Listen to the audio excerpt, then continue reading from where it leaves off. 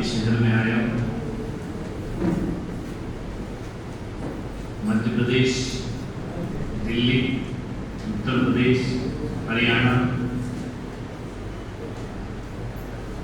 और भी कई प्रांतों में पदयात्री जैन संत पैदल ही विहार करते पद यात्रा करते हुए अहमदाबाद में पहली बार मेरा आना हुआ।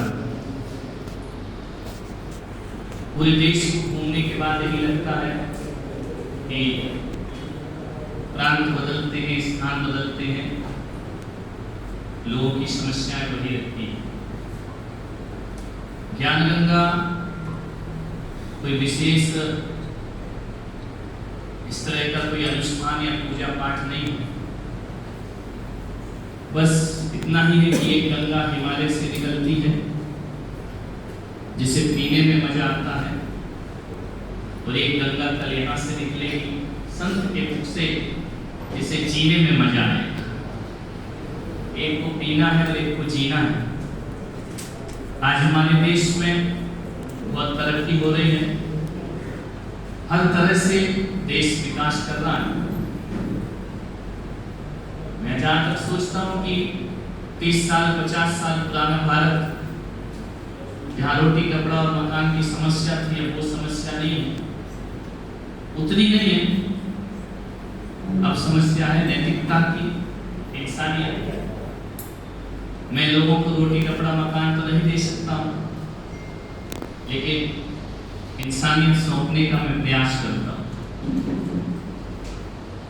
जिस तरह से देश तरक्की कर रहा है, समाज तरक्की कर रहा है, धर्म तरक्की कर रहा है, उसी तरह से देखता हूँ दूसरी तरफ यदि हम देखें तो मनुष्य का नैतिक क्षरण बड़ी तेजी से हो रहा है।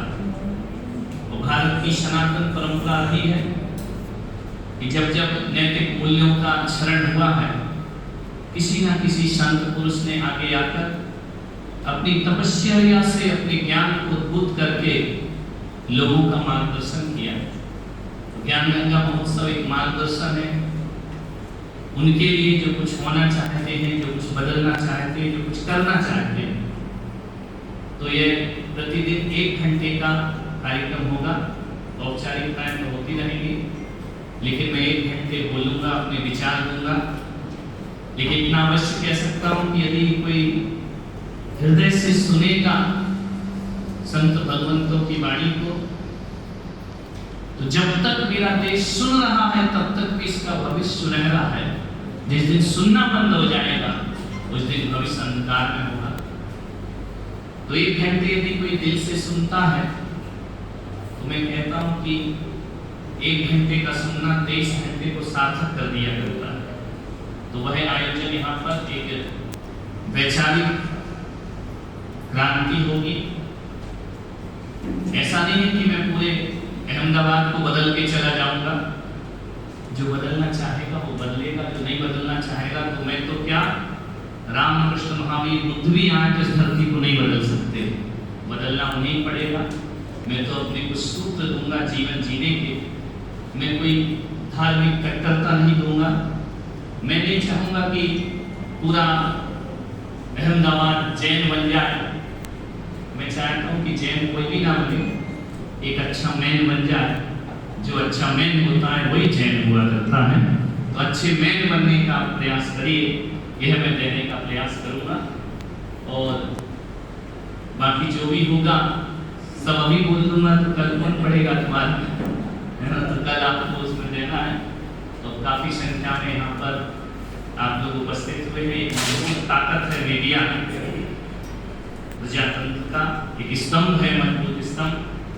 मैं यहाँ से बोलूँगा तो शायद मेरी आवाज़ माइक से आसपास ही गूंज कर रह जाएगी, लेकिन आप ऐसे लोग हैं जो मुझे घर घर पहुँचाएंगे। मैं इतना ही कह सकता हूँ कि मैं मीडिया वालों को इतना ही मानता हूँ कि कोई दशरथ जब राम को वनवास देते हैं तो कोई तुलसीदास, कोई वाल्मीकि होता है जो राम को रामायण में रख के फिर घर घर वापस पहुँचा दिया करते हैं। वह काम हमारा मीडिया जगत करता है। तो मैं चाहता हूँ कि, और एक शिकायत भी कह सकता हूँ या मजबूरी भी कह सकता हूँ, आपकी भी मजबूरी हो सकती है कि अच्छी बातों को स्थान कम मिलता है। अभी मैं कुछ गड़बड़ करूँ तो फ्रंट पे आ जाऊंगा, लेकिन अच्छी बातें बोलो तो साइड में जब मिलती है तो उसका थोड़ा सा ध्यान रखें कि अच्छी बातें लोगों तक पहुँचाएं। किसी को कुछ पूछना है तो पूछे, बाकी बातें तो कल से